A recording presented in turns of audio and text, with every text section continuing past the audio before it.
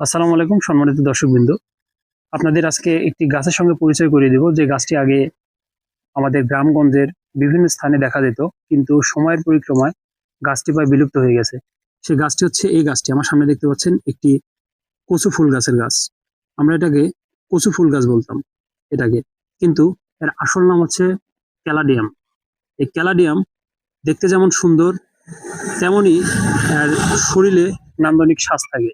আমরা আগে যে কচু ফুল গাছগুলো দেখতাম বা ক্যালাডিয়াম দেখতাম, সেই ক্যালাডিয়ামের শরীরে বিভিন্ন রকমের কালার থাকতো, লাল, সবুজ, হলুদ এবং নীল কালার থাকতো।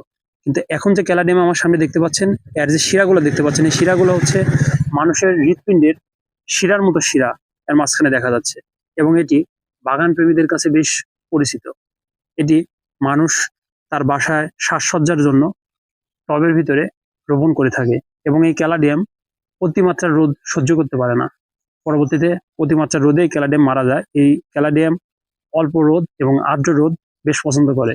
বিশেষ সতর্কতা, এই ক্যালাডিয়ামের শরীরে থাকে এই পাতাতে এবং এই ডগাতে বিশেষ এক ধরনের ক্যালসিয়াম অক্সালেট থাকে। যে ক্যালসিয়াম অক্সালেট মানুষের শরীরে ত্বকে অথবা মুখে যদি লাগে, তাহলে সেখানে চুলকানি এবং জ্বালাপোড়া হতে পারে। সে কারণে শিশুদের এবং বাড়ির পোষ্য প্রাণীদের এই ক্যালাডিয়ামের কাছে না আসতে দেওয়াই ভালো। সবাই ভালো থাকুন, সুস্থ থাকুন। আল্লাহ হাফেজ।